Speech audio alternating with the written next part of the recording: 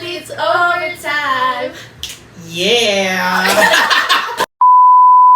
So hey guys, welcome to the first episode of Athletes Overtime, where we talk about the social relationships of student athletes. I'm Mary Berganza. And I'm Leora Padilla, and today, as our very first special guest, we have Yeah, public. So tell us something about yourself, Leia. Alam na pressure ako bigla. Kamat namin yan, Dol. Currently studying as a grade 12 Humanista student in the Lasal University Laguna campus and also part of Indacta Soriano Dance Company. Okay, so Kuya Ian, what's your sports? Obviously, from what I said earlier, I'm part of Indacta Soriano Dance Company. So I'm a dancer and we've joined a lot of competitions already. Yes! May gusto patunayan. we won! We won! So yun, Okay. part din naman kami ng Indakla Sayana ni Leah. So, we're a family, guys. Yes! So, kaya muna tayo and then we'll start asking questions. Okay. Pwede na ah. Yes. Okay. Yes. Let's eat, Mukbang. guys. So, first question, Kuya Ian. Wait lang, pasubuhin mo. Excited na ako kumain eh. Isasubo muna tayo. Sige, sumubo ka muna. Wait lang. Pakita yung bulldog ni Lee.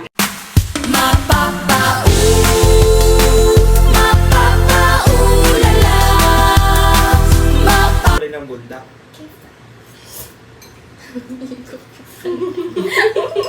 May sabaw. Ano, sarap. Okay, Okay, so as we've mentioned, Indacta Soriano is a family. And technically, Yes. you've been there for how long na? How long? Wait. have you been? Technically, mga 5 to 6 years. Oh my God, tagal pala. Okay. So, veteran. Nakakatakot yung veteran na term. So, Okay. to connect it to the topic of family, sa immediate family mo naman, paano ka, since you're a dancer, how does your family support you when you dance, when you join competitions, stuff like that? Well, first and foremost, sila ang nagsusupport. Bukod sa, mamaya ito pag-usapan yung emotional and mental support. Pero other than that, yung financial support kasi sa pagsasayaw, hindi siya biro. And alam naman nila yun. Kasi nakasama ko na sila for competitions when it comes to registration fees, sa costume and everything else. Especially pag international competition, mahal siya. So, doon pa lang, ramdam ko na agad yung support ng family ko when it comes to financial support. Pero when it comes to emotional support and mental support, lagi sila andyan to guide me with my ACADS. When I say ACADS, like yung to navigate things lang, if I'm still on the right track then. And also, tawag mo dun, like every after trainings, like yung may nakahanda ng pagkain dyan, yung pag-uusapan nyo, kamusta yung training, daily conversations, especially sa dining table, very important siya sa family namin. So, as much as possible, after training, ligo lang ako, tapos yun, pag mag-uusap na kami kung what happened with each other's day. Kaya doon ko siya close, nakikita. very Yeah, very close. close yung family namin. Yes. Ilan kayo sa family? Ilan? Inisip. Well, tatlo lang naman kami, of course. Me, my mom, and my dad. Only child things. Yes. So, na-mention mo na parang lagi kayo nag-usap ng family mo Yes. pagdating ng training. Pero may mga times ba na parang hindi mo sila nakakausap kasi mentally drained ka na gano'n? Well, obviously, my times talaga, especially if finals week, doon ko talaga like hirap na hirap ako i-balance yung ACADS ko, yung org work natin na uuwi tayo ng gabi na. Ako technically, shuttle ako na uwi. Well, our training ends at 7:30. So, 7:45 pa yung schedule ng uwian ko. Tapos makakauwi ako sa house, magko-commute pa ako mga around 8:45 or minsan worst 9 pa ako nakakauwi. So, very mahirap siya. Uuwi ka, minsan, of course, yung parents galing sa work, hindi mo na sila makakausap since natutulog na din sila. So, minsan umuwi ako, nakain ako mag-isa, gagawa ko ACADS, tulog, gising lang ulit. Tapos, balik na ulit sa daily routine na sayo aral, baliktad, na aral, tapos saka sayaw. So, may times talaga na hindi mo sila makakausap. Pero, as much as possible, you still make time for it. Yes. Yeah. Do they ever like meddle or do they comment na parang puro ka sayaw or something like that? Na parang napapabayaan yung ACADS mo or dahil sa performance, parang nagiging distant kayo in a way if late na nakaka-uwi, something like that. Well, admittedly, ako naman mismo, nagsasalita ko na minsan mas nauna na yung sayo kaysa ACADS. Kaya if nagsasalita yung ganun ng parents ko, I know na may napapabayaan ko. May napapabayaan ako, which is my ACADS. Kaya ano siya sa akin, wake up call. Na pag sinasabi nga napapabayaan mo na yung ACADS mo, hindi ka masyado nakakapag-review or nakakapagsagot ng anything, wake up call siya sa akin. Kaya if ever may ganun, I try to consult myself. And yung question mo about, meddling, like, Or puro ka sayaw, something like that. Na late na nakaka-uwi, hindi na healthy, ganun. May times, pero we've talked about it naman na kaya ko. And yun yung parang, pag sinabi ko sa mom ko na kaya ko, alam niya ang kaya ko. And nagsasabi naman ako sa mom ko if pagod na ako. So, kaya yun. Yes. How Yes, about po. like meddling in terms of... Kayo naman tanong. Akala ko! Hindi, kasi... Sinabi ni Lia na parang meddling about sa sayaw. Mm. Pero, meron ba silang comments na parang, ang pangit naman ang kanta nyo, baguhin nyo, ganyan. Or like, yung sayaw nyo parang hindi bagay sa inyo, gano'n. Or yung costume, gano'n. Costume. Actually, wala. Na-appreciate naman nila lahat nung mga ginagawa nating dance pieces.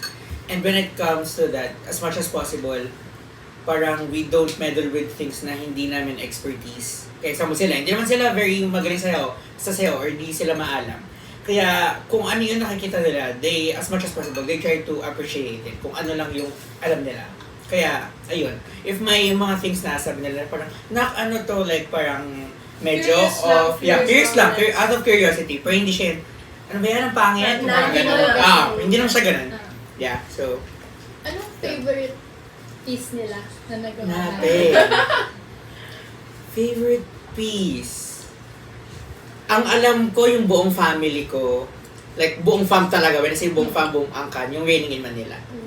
Kasi yun yung like pinaka-clear na students. And Concept. tapos gusto nila yung huli, yung class picture. Tuwang-tawa sila dun na after natin magsasayaw biglang class picture. Yun. Pero, ano pa ba? Yung boogie, favorite nila yun. Yes! Yeah. Hindi naman siya sa least favorite ko, pero wala lang. Feeling ko kasi yun yung, malakas tayo malinis. So, kaya yun yung favorite din siguro nila. Sorry, nagkikikuhan. Pagawas na lang pagawas. Isama nyo nga. Hindi mo nag-gawagin sa Natasha. So, since you mentioned yung Boogie, which is our competition sa ICU, pumunta tayo ng South Korea to compete there with other competitors, other countries as well. Na, paano yung naging sacrifice not only of your family because of the expenses, pero yung sa'yo, paano siya naging sacrifice na may naiiwan ka ba na work here na kinailangan mong iset aside muna to focus on that big of a competition? Well, pag naisip ko talaga yung journey natin nung Boogie, one thing na na-miss ko talaga nun is yung 21st century play namin na ako yung nag-direct. Isa ako sa mga nag-direct. Pero mismong compet day natin, like week of compet na nasa Korea tayo, wala ako nun. Ayun ba yung students? Yes, yun. Kaya parang sayang siya na hindi ko siya napanood ng live. Ako nag-direct, isa ako sa mga head script writers. Isa din ako sa mga tumulong sa lights, sa music. As in, maasikaso ako. Tapos nung nalaman ko nga na parang hindi ko siya mapapanood. Of course, sad siya. Pero may mga, as Leah said nga, na parang may things talaga na you really need to set aside or need mo ipasa sa isang person na siya na yung mag-lead at pagkatiwalaan niya. Kaya very important siya. Then other than that, I feel like yun yung pinakamahabang journey natin. Alam niyo ng dalawa. Yun yung pinakamahabang journey namin. Nung, parang out of all compet pieces, yun yung pinakamahabang journey. like break, no? Nag-training tayo. August pa lang. Tapos November yung compet. Tapos by October, quote-unquote, tapos na yung piece. Tinipik na lang siya. So, yun yung pinaka-draining talaga. So, ang daming na-sacrifice nun. Like, minsan namin ako may mga late submissions ako. So, thankful ako sa mga teachers ko na hindi ako minainusan doon. Pero other than that, yeah, yun yung pinaka-feeling ko main sacrifice, I guess. Yes. So, yun yung sacrifices mo. Pero sa family, ano yung na-feel mo na hindi naman it took a toll on them, na nahirapan sila, pero yung naging grateful ka na sacrifice nila yun para sa'yo for that draining, hard journey? Feeling ko hindi kasi siya sacrifice kasi feeling ko hindi naman siya responsibility pero I appreciate na every after trainings talaga yung kinakamusta nila ako. Like feeling ko a part of it, siguro sacrifice yung parang yung late ako darating sa training tapos yung parang gising pa din sila para kamustahin lang ako noon. Tapos after nila ako kamustahin, okay na, tulog na ako. Cause parang gusto lang kita maabutan para kamustahin ka. Then, ano pa ba? Siguro yung mga sundo after trainings. Kasi minsan, yun nga, as I mentioned, sa shuttle ako sumasabay. And kung nag-commute ako, pauwi. So, if ever na may mga chances na may family dinners, after training, yun, na-appreciate ko yun. Like yung sacrifice nila na sunduin ako kahit galing pa sila sa work. At minsan si mami galing pang Manila. So, yun, na-appreciate ko pag sinusunduin nila ako sa training mismo. Yes. Yeah. Pero, may mga times ka ba, parang naging-guilty ka na, kuwari may birthday isang family member mo, tapos parang malapit na yung compet. Tapos sabi mo sa kanya, kailangan mo talagang umattend sa training na to kasi parang gipit na tayo sa oras. Ganyan. Naging-guilty ka ba sa mga times na yun? Well, of course, may times talaga na, well, feeling ko wala ko na-miss na birthdays because of trainings kasi pumupunta ako after training. Pero, ang sa akin lang, nagigilty ako sa parang the fact na pupunta ako doon para makikain lang. Tapos since pagod ako, bihira ako makipagkwentuhan. Tapos parang nasa isang gilid lang ako, nagpo-phone, nagpapahinga na kasi hindi na kaya ng social battery ko na makipag-interact pa. Wala na akong lakas galit ka. parang wala na akong battery to interact with them. Kaya parang pumunta lang ako sa birthday party na yon, nakikain, tapos wait lang ako umuwi, tapos tulog na sa agad sa bahay. So parang yun yung nakaka-guilty sa akin. Pero other than that, as much as possible, I still try to prioritize family over dance. Kaya if may chance to, minsan early out sa training, pero atin ko pa rin ang training, yun, ginagawa ko yun as much as possible if important event talaga siya. Okay, next question. Meron bang times na may expectations yung family mo sa'yo na parang kumari sa competition o dapat gitna ka dyan, ganun. Or parang ina-expect na nila na mananalo tayo, ganyan, sa compet na to. Competition. Actually, funny kwento. Since madami na tuloy-tuloy yung parang winning streak ko sa Indak, parang yung recently lang yung God yung natalo tayo. Parang minsan nagsasabi si mami, nak, puro ka panalo, ayaw mo ba matalo minsan? Yung parang ganun, yung nagjo-joke lang naman siya. Kasi baka mamaya lumaki yung ulo ko, parang ganun siya, ganun siya mag-joke sa akin. Like yung parang, matalo naman kayo, baka mamaya masyado lumaki yung ulo nyo eh. Eh, nangyari ng what? Okay, pero ano na,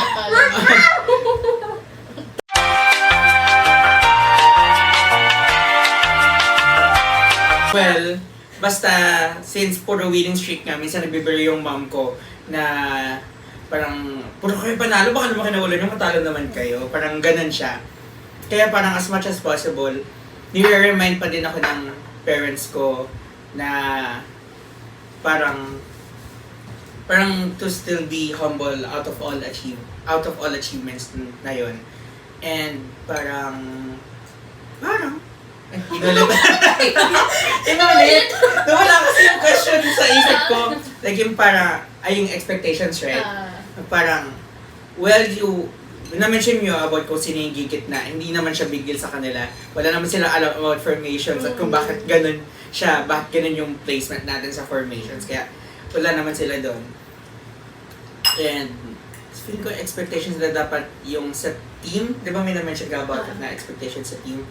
Yung as I mentioned nga, na parang, lagi ako ni-remind ng parents ko na always importante yung journey instead of yung trophy itself. Yes. Parang mas okay pa din sa kanila na ano yung natutunan mo sa training, sa journey na to, sa training nyo, at kung paano siya na-shape, kung paano ako na-shape ng journey na yon as a dancer and as a teenager. Ano na? Adolescent! Okay. Pero, ano sasabihin kong isa? Pinalimutan ako isa yung sasabihin. Sorry. Pumunta mo sa podcast eh. Pero yung isa kong i-mention na parang, di ko alam kung kanino ko siya nakuha. Pero yung parang yung isip ba yun? O puso? Basta, isip at puso sa kalawakan, paa sa... Ano yung Oh my siya God, is that the lawyer? Yung, I don't know. basta yung proctor siya na nag-famous siya sa TikTok, nagtuturo siya sa mga magbabar exam. Mm. Ah, I think yun nga. yun, diba? Na parang basta, hindi siya sahig eh.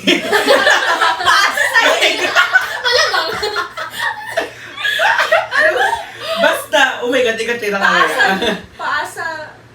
Isip, puso, ano ang isip? Basta ilagay nyo na lang dyan. Okay, guys. Para sa lupang puso sa pamilya. Hindi, basta yung term na parang, Ah. parang you can dream big, pero your feet has to stay grounded pa Grounded. din. Yeah, so you can dream big, but your feet has to stay grounded. Yun yung lagi kong nire-remind sa sarili ko na parang ang daming ways to achieve your dreams, pero still be humble and be, ano yung siya makatao? Like, be humane pa din. Kasi madaming nagdadaya to achieve their dreams. Gets. Be human. Michael Jackson yan. Basta yun. Sana nag-gets na yun. Gets. Okay, yun lang naman. Alam naman natin na very mahaba and tiring yung trainings natin. Mm. So, dahil sa long journey na yun, may pressure syempre na kailangan magaling yung mapakita natin performance. And whenever we don't meet that standard or we do, pero may itataas pa siya, na may parang comments ba yung parents mo na, expect ko na dapat kayo yung panalo eh, kasi yung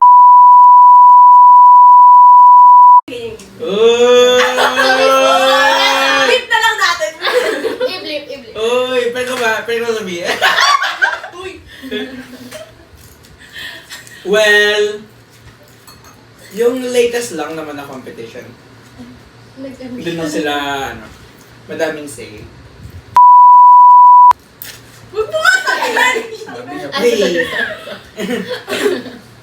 Well, kung ikakata naman siya, ibibigyan Ah, freedom nila yan. yeah. Para sa Flip natin. Pag-desay ako. Flip mo yan. Of course, nung competition, parang, out of all competitions, pag nanalo, okay, deserve nyo yan. Pero parang, na to. Ang sabi naman, Isang flip na nga daw. ano, itong, parang, masabi niya, hindi naman masama yung naipakita nyo.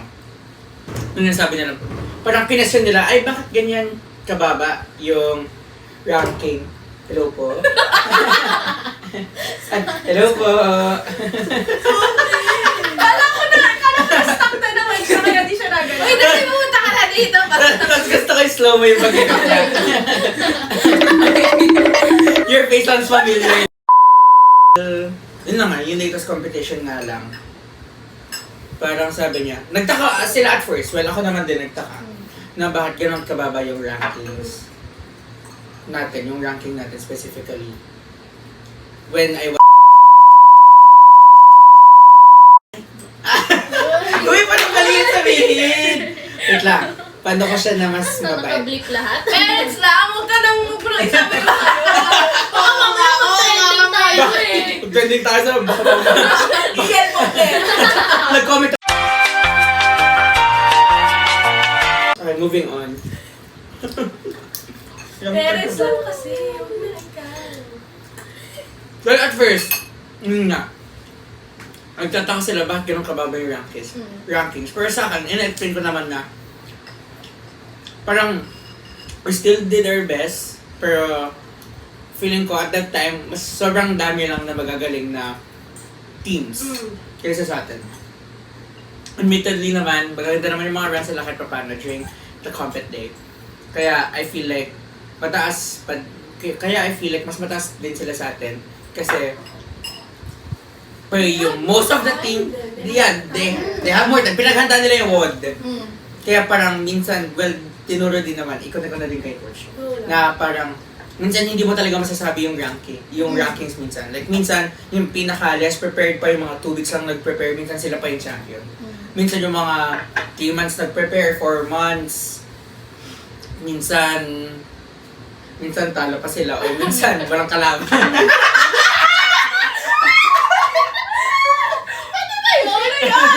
Pwede yun. Tayo naman yun. Tayo naman yun. Bakit? Tayo lang. lang. Danas naman natin yun eh. Okay, so dahil sa sagot mo, may controversial na tanong ako. Do you think, not only your opinion, but also consider the opinion of your family, if they think na dancers are considered student athletes? Well, starting sa akin, of course, we should be considered as student athletes. And dapat, dance ay nakikita dapat siya na sport. Unang-una, sa Olympics, alam ko wala pang dance competition ng Olympics. So bakit, sport naman ang dance, so bakit hindi pa siya nare-recognize sa Olympics, di ba? In the first place. Well, correct me if I'm wrong, pero yun yung alam ko. And, other than that, well, connecting na to my parents, well, they think naman talaga na we should be recognized as student athletes, or in some people say varsities. Dapat makonsider tayong varsity. Kasi, unang-una, physical activity naman din yung ginagawa natin. And nag-exert tayo ng pagod natin, ng time natin. And parang we hindi siya interact. Atasha, help me. We indulge in competitions naman din. So, sport talaga siya. Kaya parang hindi ko gets yung mga ibang tao kung bakit sa tingin nila hindi sport ang dance dahil for fun lang daw ang sayaw at walang bola na ginagamit. Bakit sa swimming ba may bola? Nakakita na ba kayo ng swimming competition na kailangan may basketball na na at the end ng swimming may pagkaahon magsushoot ka. May swimmer tayo viewer. Wait, pero di ba may di ba siya, sa Olympics ba siya or other competition, yung dancers sa swimming pool, like yung Sa ilalim na. Synchronized swimming. Olympics ba siya? Yeah. Oo, Nasa meron. ko na may Meron. dance sa Olympics, pero hindi siya yung hip hop kaya. Yun, Hindi siya yeah. qualified under like a... Yeah, feeling ko yung street dance yung need ma-recognize yeah. as a sport talaga. Kasi, hello, ang daming sumasayaw dyan, daming Ang daming balik sa sayaw. stars. Daming tumataas Oh my na. Ito naman, stance na naman. Ang daming gusto patulayan. Pero yun, yes. Okay. No. Wala. Ano ba niya? Dumila niya. Tapos nga yung twin niya, yung dalawa.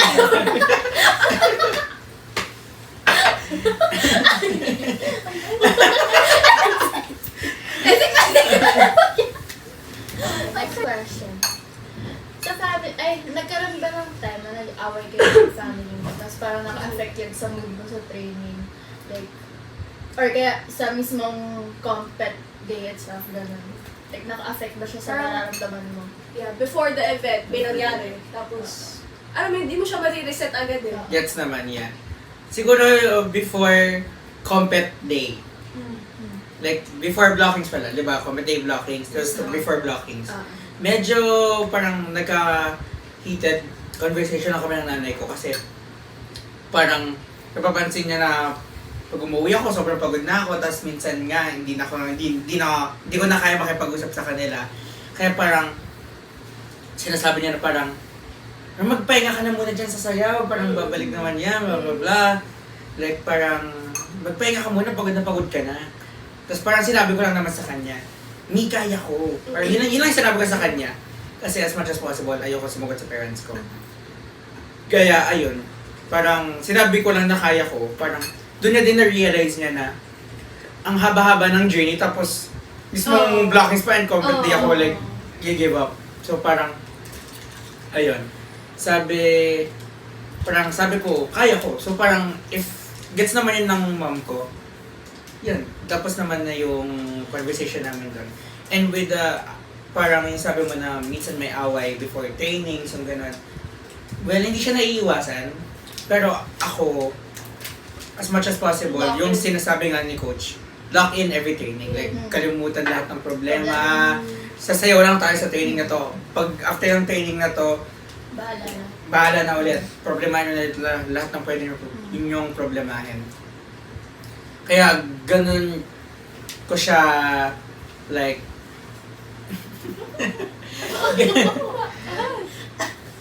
ganun ko siya, like, paano ba sabihin, like, Ganun ko siya na-apply? yeah, feeling ko ganun ko siya na-apply. Kaya parang pag after training, uwi ako, tapos doon kami mag-uusap ng masinsinan. Kaya yun, parang I feel like a healthy way of, talking things out. Nare-resolve mo na. Yes, nare-resolve naman siya. Last question na, since paubos na yung pagkain namin.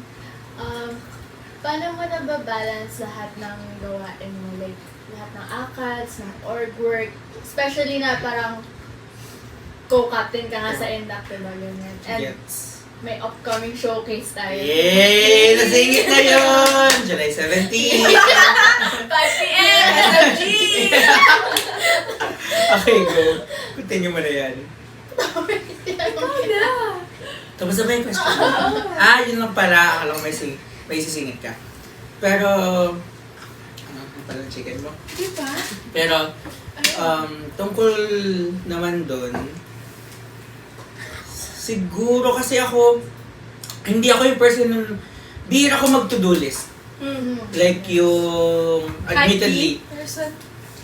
hindi ako very organized na person na step 1, step 2, step 3, parang ganon. Pero, hindi ako, hindi ako yung person na nagpa-follow ng specific order when it comes to doing things.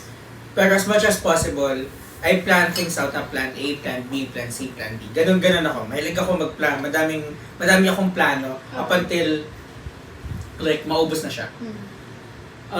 Pero when it comes to balancing things out, parang sa akin, you should know your role and your priorities. Well, ako kasi president ako ng section ko, tapos co-captain pa ako ng Induct. So, may mga times na yung mga need gawin sa section namin, minsan binibigay ko sa ibang officers pag madami akong kailangan gawin sa Induct. Ganun lang siya. And if kaya ko balikan yung role ko as a president, dun lang ako like magsi-step in ulit. And siguro for me, you should really know yourself and your limits. Yun yung pinaka natutunan ko as someone na parang ang dami nang naranasan na competitions and parang ulit-ulit lang yung cycle na parang aral sayaw na nakakapagod siya. Kaya parang from those journeys, nalaman ko yung limits ko. Kaya when it comes minsan to leadership roles, minsan pinapasa ko na talaga siya sa ibang tao na parang hindi ko na yan kaya. Sasabihin ko talaga na hindi ko na siya kaya. Kaya it's my time to step down. Kumato ako, gagawin Gagawin ako. Sana gawin din yun sa Sara Duterte. It's my time to step down. Lagay mo yun. Lagay mo yun. Pero, other than that, yun nga, very important nga na you should know your limits. Kasi pag sinagad mo masyado yung sarili mo na aakuin mo lahat. Bida-bida Madidrain ka ka. talaga. Bida-bida ka. Madidrain ka talaga. Kaya parang, Huwag kang bida-bida. yun yung Yun mabibigay. ang advice Oo. niya sa inyo. Huwag kang bida-bida. Huwag mo akuin lahat. Kung kaya mo magbigay sa ibang tao, Ibigay go. mo. Yun. Yun yung pinaka-main Give advice ko chance to talaga. others. Ko talaga. Kaya parang, sa ngayon, nakakakuha pa din ako ng pahinga ko. Na parang hindi lahat inaako ko nga. So, I still have time for myself, for my Yeah. family. Hindi lang ako puro akat at puro sayang. Kaya ayun. Huwag kang bida-bida. Yes.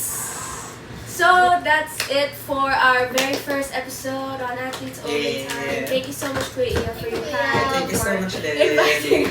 Inviting us! Ayan, bida-bida. Yan! Yan yung sinasabi ko pag bida ako lahat. Okay, that ends our very first episode on Athletes Overtime. Yay! Sige. Thank you so much po, Kuya Iya, for your So time. much. Do you have any last words you want to say? Anything you want to Share. Last share? words. Anything Yeah. like that? Para sa pamilya mo yun. Last words. For my For family. your family. Well, thank you very much Family, for friends, you know. Sige, everyone. Yeah. Well, to my friends, thank you. Okay na yun. Okay na yun. And for my family, thank you very much for being there always and supporting sa mga gusto ko, especially with the things that I love, especially dance. Ayun lang naman. Thank you very much. And kung bihira man ako mag-thank you, like, parang na-appreciate ko naman siya lagi. So, ayun. Minsan hindi kasi talaga ako ma-words. Minsan quiet person lang. Quiet? Kaya lang naging quiet? Pero may times talaga na hindi ko siya na-express. Kaya ayun. Na-appreciate ko naman siya. Yes. Okay. Ay, also, and also, we have our upcoming showcase, ILDC Labis on July 17, 2026, 5 p.m. at De La Salle University Laguna Campus, St. Matthew's Gymnasium. Yes. Lagyan niyo yung QR code, ah. QR code ba siya ata siya? QR code. QR code Yeah. here. Yeah. Sa mukha. Mukha ko talaga. Dito. Dito. And Yeah. that Okay. is Over